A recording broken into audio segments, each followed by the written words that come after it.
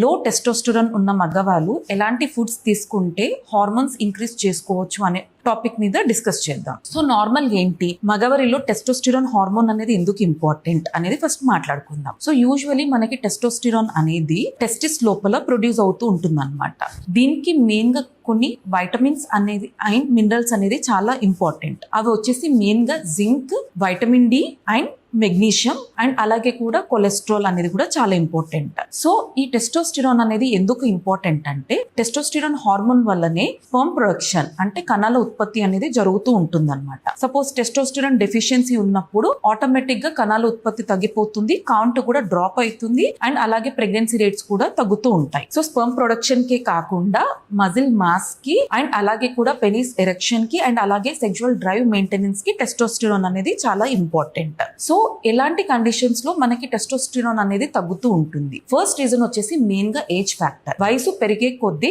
Hormone అనేది సహజంగా తగ్గుతూ ఉంటుంది. చాలా స్టడీస్ ప్రకారం 30 years దాటిన తర్వాత వయసు పెరిగే కొద్దీ అంటే ఎవ్రీ 1 year కి 1% టెస్టోస్టెరాన్ అనేది తగ్గుతూ ఉంటుంది. And other medical reasons, for example obesity, అధికంగా బరువు ఉండడం, షుగర్ వల్ల, డయాబెటీస్ అండ్ అలాగే కూడా కొన్ని టెస్టిస్ లోపల ఇన్ఫెక్షన్స్ వల్ల కూడా ఈ హార్మోన్ అనేది తగ్గుతూ ఉంటుంది. సో బరువు ఎక్కువ ఉన్న వాళ్ళకి ఏమవుతుంది అంటే ఫ్యాట్ కంటెంట్ ఎక్కువ ఉండడం వల్ల ఈ టెస్టోస్టెరాన్ హార్మోన్ అనేది మనకి ఈస్ట్రోజన్ లాగా కన్వర్ట్ అవుతూ ఉంటుంది అనమాట. అండ్ అలాగే కూడా ఇన్సులిన్ రెసిస్టెన్స్ వల్ల కూడా ఈ టెస్టోస్టెరాన్ హార్మోన్ అనేది తగ్గుతూ ఉంటుంది. And other reasons like life style modifications, అంటే లైక్ పూర్ డైట్ తీసుకోవడం వల్ల, స్లీప్ అనేది ప్రాపర్ గా ఉండకపోవడం వల్ల, లాట్ ఆఫ్ స్ట్రెస్ వల్ల, ఆల్కహాల్ స్మోకింగ్ ఎక్కువ తీసుకోవడం వల్ల, ఇలాంటి వాటి అన్నిటి వల్ల కూడా మనకి టెస్టిస్ లోపల టెస్టోస్టెరాన్ ప్రొడ్యూస్ చేసే సెల్స్ ఏదైతే ఉంటుందో అది ఇంపాక్ట్ అవుతుంది. అండ్ అలాగే ఆటోమేటిక్ గా మనకి టెస్టోస్టెరాన్ హార్మోన్ అనేది తగ్గుతూ ఉంటుంది. సో మెయిన్ గా వచ్చేసి మనకి ఎటువంటి ఫుడ్స్ తీసుకుంటే సహజంగా టెస్టోస్టెరాన్ లెవెల్స్ అనేటివి ఇంక్రీజ్ చేసుకోవచ్చు.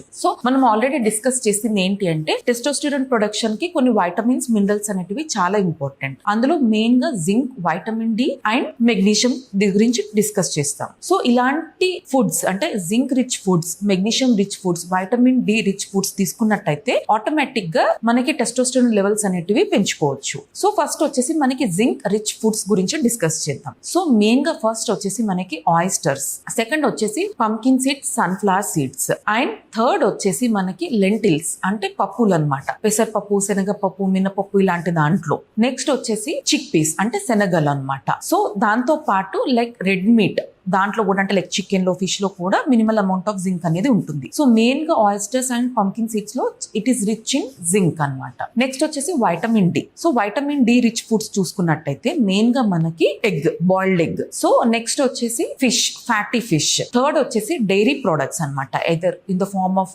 Milk or in the form of like curd, buttermilk ఇట్లాంటివి తీసుకోవడం. అండ్ అలాగే కూడా లైక్ చికెన్ లివర్ ఇలాంటి దాంట్లో కూడా వైటమిన్ డి అనేది ఎక్కువగా ఉంటుంది. నెక్స్ట్ వచ్చేసి magnesium. So magnesium rich foods first వచ్చేసి మనకి మెయిన్ గా స్పినాచ్ అంటే పాలకూర. నెక్స్ట్ వచ్చేసి డార్క్ చాక్లెట్. ఈ డార్క్ చాక్లెట్ లో మెగ్నీషియమే కాకుండా ఎల్-ఆర్జినిన్ అనేది కూడా ఉంటుంది, అంటే like kind of proteins and amino acids అన్నమాట, విచ్ ఇంక్రీజెస్ బ్లడ్ సర్క్యులేషన్. అంటే టెస్టిస్ కి బ్లడ్ సర్క్యులేషన్ ఇంక్రీజ్ అయితే ఆటోమేటిక్ గా మనకి లేడీ సెల్ హెల్త్ మెయింటైన్ అవుతుంది, ఆటోమేటిక్ గా టెస్టోస్టెరాన్ ప్రొడక్షన్ అనేది కూడా ఇంక్రీజ్ అవుతూ ఉంటుంది. అండ్ అలాగే కూడా ఆల్మండ్స్ అంటే బాదం, ఈ ఫుడ్స్ లో మనకి మెగ్నీషియం అనేది చాలా రిచ్ ఉంటుంది అనమాట. అండ్ అదర్ ఫుడ్స్ వచ్చేసి మనకి సెలీనియం రిచ్. ఈ సెలీనియం అనేది మెయిన్ గా మనకి యాంటీ ఆక్సిడెంట్ అన్నమాట. అంటే మనకి టెస్టోస్టెరాన్ ఎక్కడైతే ప్రొడ్యూస్ అవుతుందో ఆ సెల్స్ ని అంటే లేడీ సెల్స్ ని మనకి డ్యామేజ్ అవ్వనివ్వకుండా చూస్తుంటుంది అనమాట ఈ సెలీనియం అనేది. సో మెయిన్ గా సెలీనియం రిచ్ ఫుడ్స్ వచ్చేసి మనకి బ్రెజిల్ నట్స్ అనమాట. డైలీ 1 or 2 బ్రెజిల్ నట్స్ తీసుకున్నట్టయితే విల్ గెట్ అంటే like daily requirement of selenium అనేది రీచ్ అవుతూ ఉంటారనమాట. సో ఈ ఫుడ్స్ కనుక ఈ ఫుడ్ తో పాటు అంటే ఈ ఫుడ్స్ తీసుకోవడం వల్ల మనకు ఆటోమేటిక్ గా స్పెర్మ్ హెల్త్ మెయింటైన్ అవుతుంది. Not only sperm health, testosterone level increase అవుతుంది. టెస్టోస్టెరాన్ తో పాటు స్పెర్మ్ కౌంట్ అనేది కూడా ఇంక్రీజ్ అవుతూ ఉంటుంది. అండ్ ఈ ఫుడ్ తో పాటు ఎటువంటి అదర్ హ్యాబిట్స్ ని మెయింటైన్ చేస్తే మనకి టెస్టోస్టెరాన్ ఎక్కువగా త్వరగా ఇంక్రీజ్ అవుతుంది అంటే ఫస్ట్ మెయిన్ గా ప్రాపర్ డైట్ ఒకటి అండ్ రెగ్యులర్ ఎక్సర్సైజ్. అంటే బరువు ఎక్కువ ఉన్న వాళ్ళు ఫ్యాట్ లాస్ మీద కాన్సన్ట్రేట్ చేసినట్టయితే, బరువు తగ్గినట్టయితే, మనకి ఫ్యాట్ కంటెంట్ తగ్గినట్టయితే టెస్టోస్టెరాన్ ప్రొడక్షన్ అనేది అధికంగా అంటే లైక్ నార్మల్ గా సహజంగా పెరుగుతూ ఉంటుంది. అండ్ అలాగే కూడా స్ట్రెస్ లెవెల్స్ తగ్గించుకోవడం అంటే like kind of meditation or kind of exercise or kind of like yoga అట్లాంటిది ప్రాక్టీస్ చేస్తూ ఉండాలి. అండ్ అలాగే కూడా ప్రాపర్ స్లీప్ అన్నమాట, అంటే 7 to 8 hours ఆఫ్ స్లీప్ అనేది చూసుకుంటూ ఉండాలి. సో ఇవన్నీ కనుక మెయింటైన్ చేసినట్టయితే డెఫినెట్ గా ఒక 3 to 4 months లో టెస్టోస్టెరాన్ ఇంప్రూవ్మెంట్ అనేది చూసుకోవచ్చు. ఆటోమేటిక్ గా స్పర్మ్ ప్రొడక్షన్ అనేది కూడా చూసుకోవచ్చు. అండ్ ఫర్టిలిటీ రేట్ కూడా, అంటే న్యాచురల్ ప్రెగ్నెన్సీ రేట్ కూడా మనకి ఇంక్రీజ్ అయ్యే ఛాన్సెస్ అనేది ఉంటుంది. Thank you.